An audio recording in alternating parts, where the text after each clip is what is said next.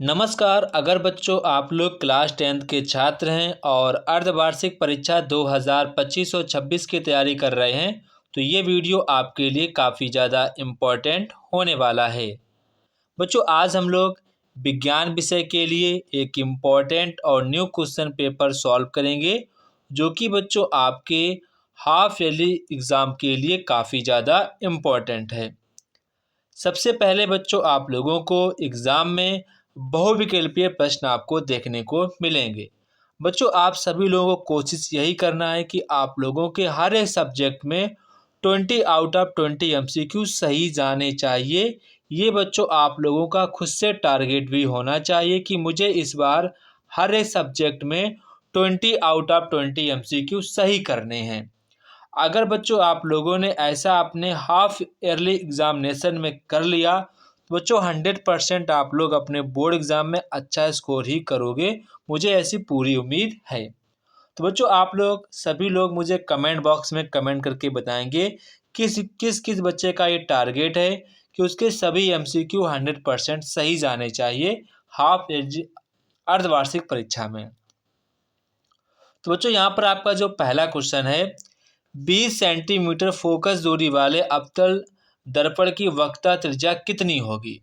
तो वक्रता त्रिज्या का फार्मूला होता है R बराबर 2F। तो यहाँ पर आपकी जो F की वैल्यू है वो आपकी यहाँ पर 20 है। तो यहाँ पर जब मल्टीप्लाई करेंगे तो आपका हो जाएगा 40 सेंटीमीटर। तो यहाँ पर आपका ऑप्शन नंबर ए वाला करेक्ट आंसर हो जाएगा। इसके बाद यहाँ पर आपसे कह रहे हैं कि दो माध्यम के सीमा पृष्ठ पर लंबवत प्रकाश किरण अगर आपतित होती है तो अपवर्तन कोण क्या होगा। आप लोगों ने अपवर्तन से संबंधित नियम पढ़े होंगे। जब कोई आपकी आपतित किरण जब कोई सीधी लंबवत आती है तो वो सीधे निकल जाती है बिना किसी विचलन किए हुए। तो यह आपको ध्यान रखना, अगर थोड़ा सा इधर तो यहाँ पर कोई कोण बनता, लेकिन जैसे लंबवत आई तो सीधे ये निकल भी गई। तो यहाँ पर आपका 0 अंश का कोण बनेगा। तो यहाँ पर आपका ऑप्शन नंबर ए वाला करेक्ट आंसर हो जाएगा। इसके बाद यहाँ पर आपसे कह रहे हैं कि 20 सेंटीमीटर फोकस दूरी वाले उत्तल लेंस की आपको क्षमता बतानी है। बच्चों उत्तल लेंस की क्षमता हमेशा आपकी पॉजिटिव आती है। तो ये दो ऑप्शन आपके पहले से रॉन्ग हो गए। अब यहाँ पर आपने फार्मूला पढ़ा होगा P बराबर 1/F पढ़ा होगा फार्मूला। यहाँ पर आपकी फोकस दूरी सेंटीमीटर में दी गई तो इसको हम लोग कन्वर्ट करेंगे मीटर में। तो ये आपकी हो जाएगी 0.2020 मीटर। या फिर अगर आप इसको सेंटीमीटर में ही रखेंगे तो यहाँ पर आपको ऊपर 100 लेना पड़ेगा, ठीक है। और उसको हम ऐसे नहीं करेंगे, ठीक है। अब इसको हम लोग मीटर में कन्वर्ट कर लेंगे, ठीक है, कर लेंगे। इसके बाद हम लोग क्या करेंगे 1/20 ऐसे लिखेंगे। ऊपर आपका जो जाएंगे 0 जाएंगे, नीचे रहेगा 20 ऐसे कट जाएगा। तो यहाँ पर आपका ऑप्शन नंबर बी वाला करेक्ट आंसर हो जाएगा, ठीक है, ऑप्शन नंबर बी वाला। अगर आप लोग इसको सेंटीमीटर में ही रखना चाहते हैं तो यहाँ पर आपको फार्मूला लगाना होगा 100/F वाला लगाना होगा फार्मूला। तो यहाँ पर आपका 100 है, अपान में आपका 20 है, तो 20 पंचे आपका 100 होता है। तो प्लस का 5 डायोमीटर आपका यहाँ पर आंसर आ जाएगा। तो यहाँ पर आपका ऑप्शन नंबर बी वाला करेक्ट आंसर हो जाएगा। नेत्र लेंस होता है तो जो नेत्र लेंस जो आपका होता है, जो हमारी आंखें हैं, इसमें जो आपका जो लेंस होता है वो आपका अभिसारी लेंस का होता है। तो यहाँ पर आपका ऑप्शन नंबर बी वाला करेक्ट आंसर हो जाएगा। इसके बाद यहाँ पर आपसे कह रहे हैं कि प्रतिरोध का मात्रक क्या होता है। तो वो यहाँ पर आपका ओम होता है, एम्पियर आपका धारा का होता है, वोल्ट आपका विभवांतर का होता है, वाट आपका शक्ति का होता है। इसके बाद यहाँ पर आपसे कह रहे हैं कि एक इलेक्ट्रॉन आवेश होता है तो वो जो आपका होता है 1.602 मल्टीप्लाई 10⁻⁻19 कूलम। ये बच्चों आपका एग्जैक्ट वैल्यू होता है, तो इसको आपको ध्यान रखना है, ठीक है। इसके बाद यहाँ पर आपसे कह रहे हैं कि 4 ओम रेजिस्टेंस वाले n चालक तारों को समांतर क्रम में जोड़ने पर तुल्य प्रतिरोध कितना होगा, वो यहाँ पर आपसे पूछ रहे हैं। मतलब कि 4 ओम के प्रतिरोध को अगर हम मान लेते हैं ऐसे ऐसे हम लोग उनको n टाइम्स बार जोड़ेंगे तो n टाइम्स अपन 1/n हो जाएगा, ठीक है। यानी कि जब इसका हम एलसीएम लेंगे तो यहाँ का मतलब हो जाएगा, ऊपर आपका तो यहाँ पर चलता ही रहेगा सेम 1 + 1 1 + 1 ऐसे चलता रहेगा, और ये आपका 4 + n 4 + n ऐसे यहाँ पर आपके n टर्म्स हो जाएंगे। और ये जो आपके हैं, जैसे कि मान लेते हैं n की वैल्यू 4 हो जाएगी, तो ये आपका ऑप्शन जो आंसर आएगा जब आपको ऊपर चला जाएगा, ये जो आपके 4 4 4 होंगे ये सब नीचे कट जाएंगे। फाइनली जो आपका आंसर बचेगा वो आपका बचेगा 4/n। इसको बच्चों आपको अच्छे प्रकार से तैयार नहीं करना, आपको याद रखना है, ठीक है। आप एग्जाम में इसको सॉल्व नहीं करना, आपके एग्जाम में ये बोर्ड एग्जाम में भी पूछा गया, तो इसको आपको ध्यान रखना है। जब भी आपके एग्जाम में ऐसा क्वेश्चन आए तो आपको फटाक से ध्यान रखना, इसका आंसर ये है, ठीक है। इतना तो आप याद रख सकते हैं, 4 ओम ये है और ये ध्यान रखना समांतर क्रम में जोड़े गए हैं, बस, ठीक है। इसके बाद यहाँ पर आपसे कह रहे हैं कि एक आपको यहाँ पर देखो अपक्रिया दी है, पूछ रहे कौन सी अपक्रिया। देखो यहाँ पर आपको 2 कंपाउंड से मिलकर आपका एक कंपाउंड बन रहा है, तो यहाँ पर आपका संयोजन हो रहा है, तो यहाँ पर आपकी संयोजन अपक्रिया हो जाएगी। वहीं पर अगर आपका 2MgO लिखा होता और इसके बाद यहाँ पर आपका 2Mg ऐसे लिखा होता, O2 लिखा होता, यहाँ पर आपको हीट करते, तो ये आपकी अपक्रिया कौन सी होती, आप लोग मुझे इसका आंसर कमेंट बॉक्स में कमेंट करके बताएंगे। जिसका आंसर सही होगा मैं उसके आंसर को पिन कर दूंगा, ठीक है। पर आपको बात ध्यान रखनी है, आपको अभिक्रिया लिखनी है 2MgO डैश लगाकर 2Mg + O2, ठीक है। इसके बाद यहाँ पर कह रहे हैं कि आलू की चिप्स को लंबे समय तक विकृत गंधिका के बचाने के लिए कौन सी गैस प्रयोग की जाती है, तो वो आपकी गैस है नाइट्रोजन गैस। जो हम लोग चिप्स खाते हैं उसमें आपकी नाइट्रोजन गैस भरी होती है।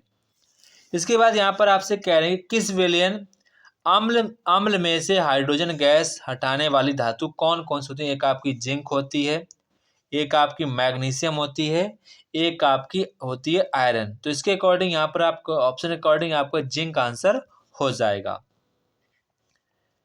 किसी विलयन का पीएच मान 4 है तो वह क्या होगा, तो आपको पता है 7 पे आपका यहाँ पर होता है, मतलब कि वो आपका उदासीन है, ठीक है। और जितना आप 7 से दूर जाएंगे तो वो आपका यहाँ पर क्षारीय हो जाएगा, जितना आप 7 से कम आएंगे तो आपका अम्लीय हो जाएगा। 4 आपका कहाँ पर, तो आप समझ गए होंगे, आपका आंसर होगा अम्लीय।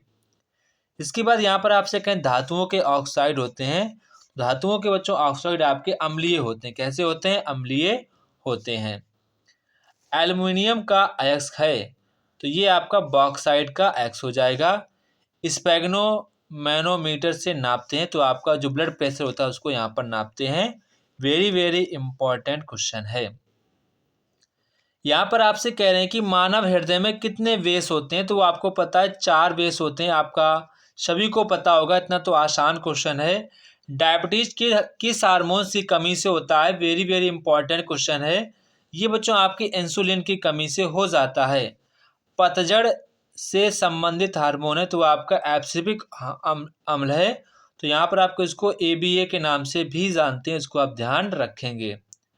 शकरकंद में काइजन होता है तो वो आपका होता है जड़ के द्वारा होता है, ठीक है, इसको आप ध्यान रखेंगे, जड़ के द्वारा होता है।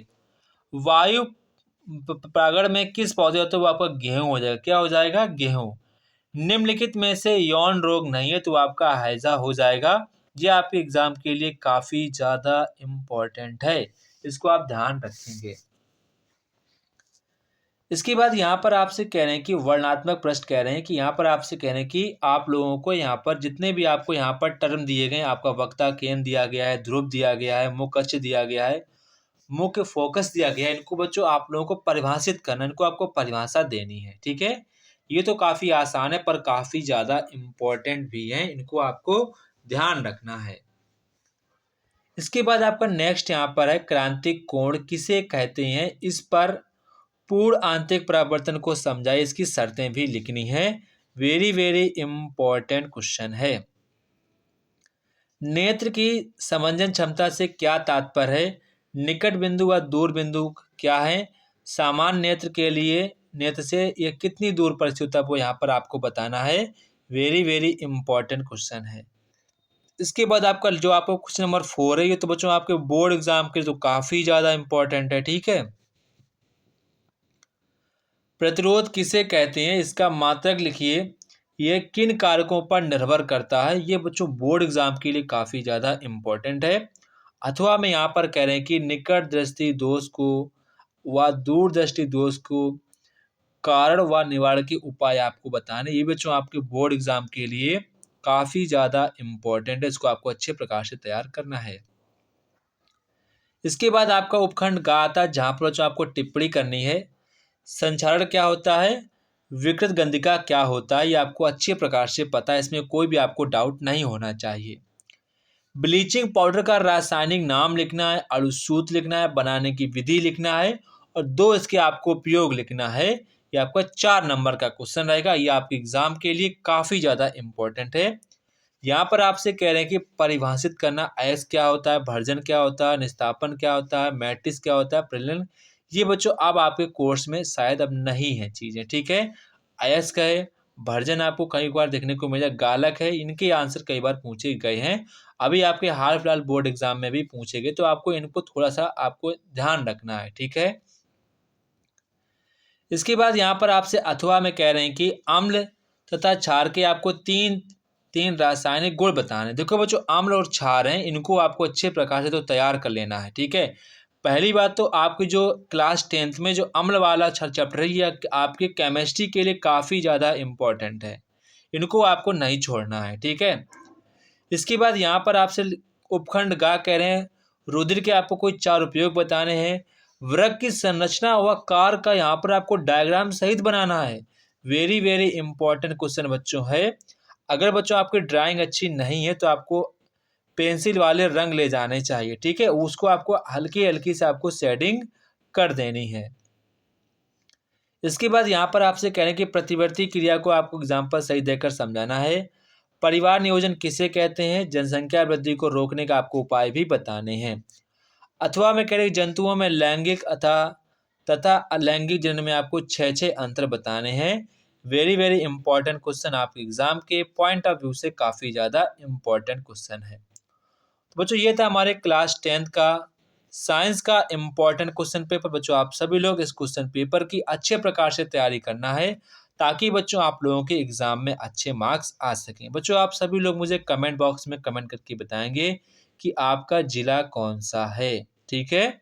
सभी लोग मुझे अपने ज़िला का नाम बताएंगे। तो जय हिंद बच्चों, फिर मिलते अपने नेक्स्ट वीडियो में। तब तक के आपसी बच्चों को जय हिंद।